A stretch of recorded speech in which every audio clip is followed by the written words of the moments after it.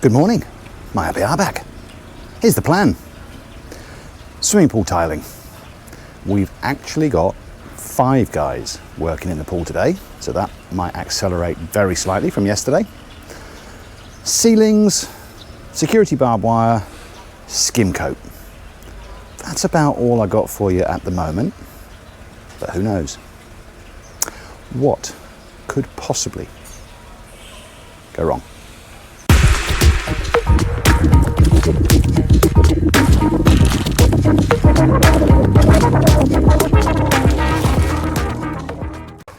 I keep forgetting. Perimeter wire. So we're back to a team of 3 with Singing Marvin. Morning, good.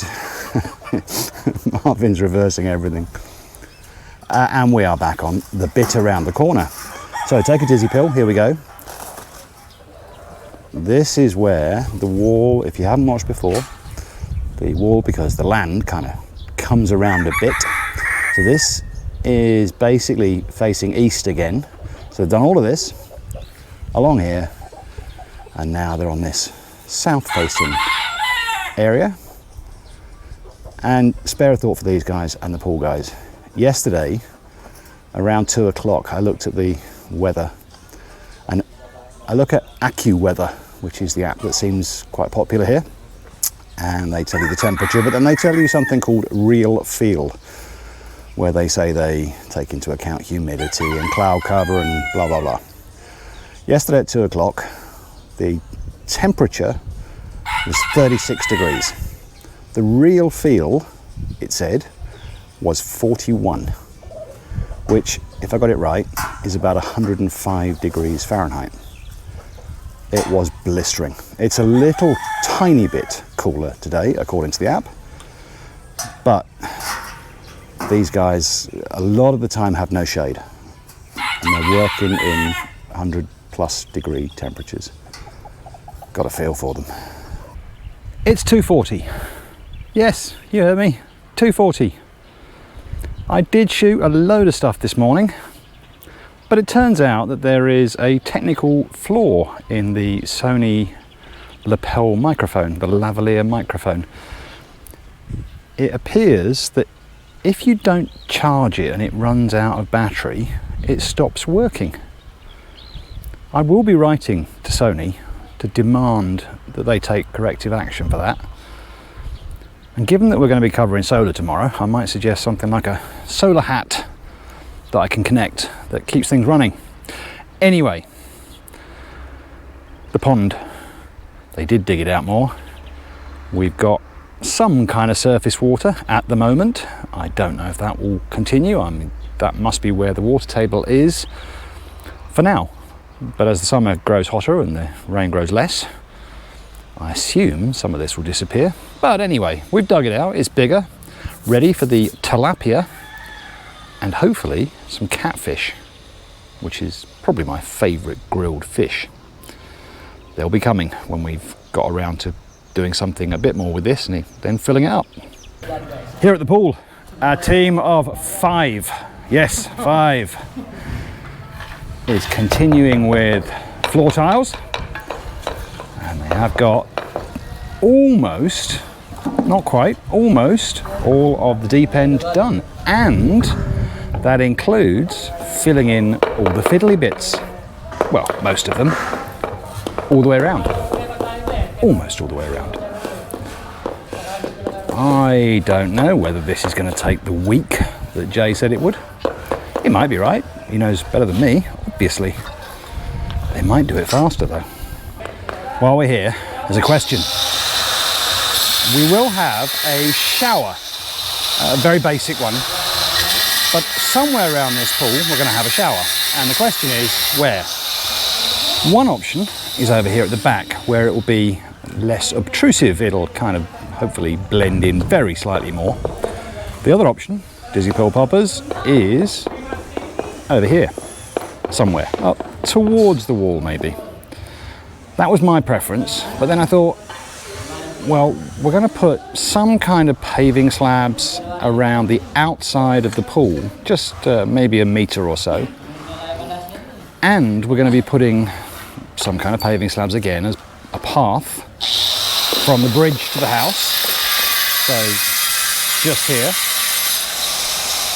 And so why not do paving slabs from the shower to somewhere in the house or to the edge of the pool? So that's maybe what we're thinking now, is we do want to try and limit the dirt that people carry into the house or out of the house, depending on whether you shower before or after. What do you think? Over here, slightly more obvious, but closer to the house, or back where we started. I'm kind of leaning now towards putting it over here, which I didn't like at first. And to be fair to my wife, she did say over here. What do you guys think? New Rico, and I think that's Erwin. Not an easy view to tell from. Whose birthday it really is today. Having told me 3 times last week it was his birthday. Oh, it is. Anyway, they're working on the ceiling in the sunroom. And I've done quite a bit, both with the wooden side parts and a little bit of the frame, certainly around the outside edge. There have been 1 or 2 questions about how the soffit panels are secured. So I asked the engineer this morning. Basically, you can't see it because all of the soffit panels kind of slide into each other, but at the edge of each one, there's like a, what do they call it? Tongue and groove. So at the point of every one of the metal frames that go across, they screw what they call a Hardiflex screw from the soffit into that frame. And then, because it all slides together, you can't see it. So it is supported all the way along the length of each panel.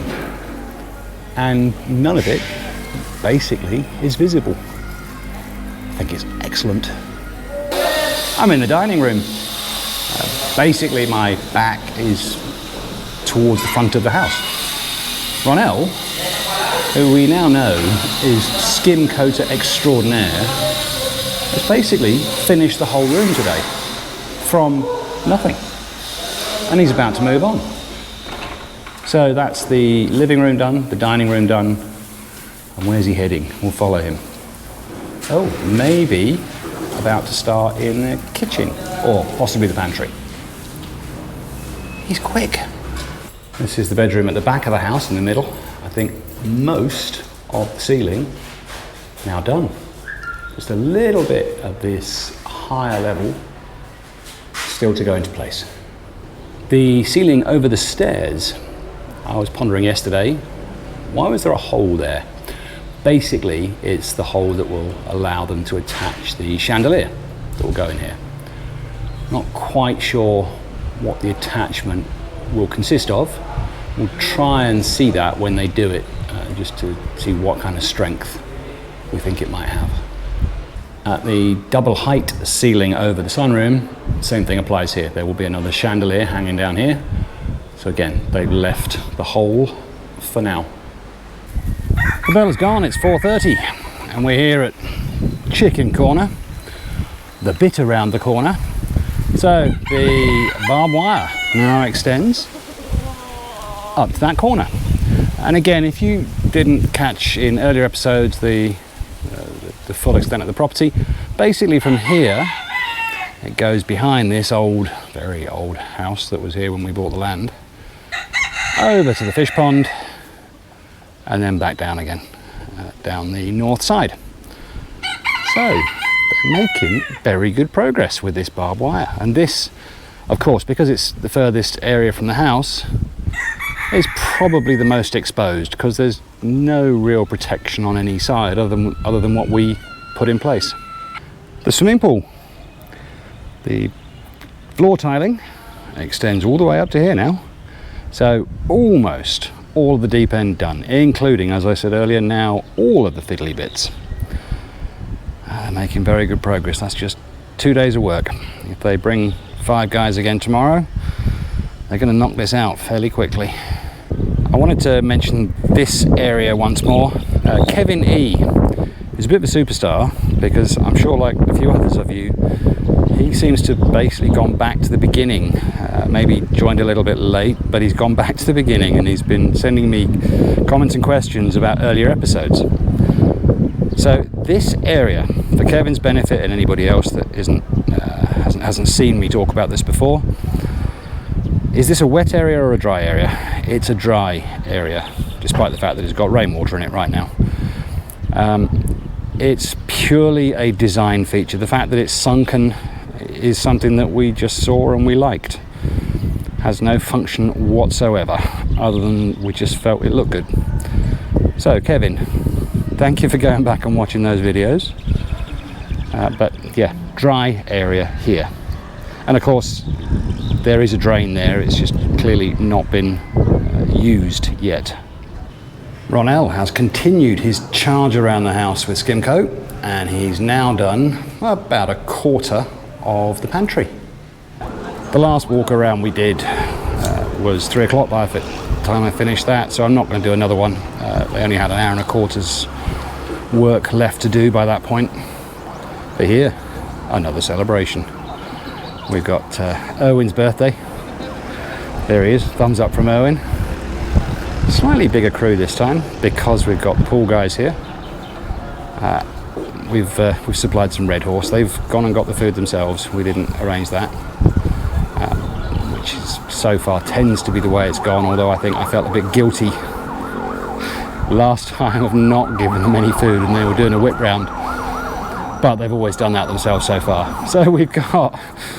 In fact, we've got a couple of extras on site today. We've got William, who's the lead electrician on this project. We don't have Mr. Jesse Bumber because he's headed back to his home province to help out with electrical work during the election. But he'll be back in a week or so. We've also today had our plumber on site who's been working, I think, partly on ventilation pipes in the bathrooms. Haven't had a chance to look at those yet and see how that all works. I'll try and cover that later. But that's the end of today. Should be a pretty big day tomorrow, where we've got the solar people coming back in to start on that. And as I said before, I will try and go through that in as much detail as this dummy can manage. Tell you a little bit about the various elements of the system that we've got, a little bit about why we've done what we've done, and I will talk about the cost. It's not something I'm happy to do for the whole house, but for particular elements like that, I have no problem discussing what we paid.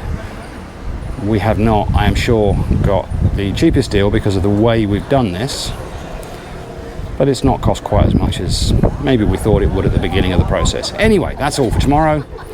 So we'll leave these guys to enjoy their Red Horse and food. See you tomorrow.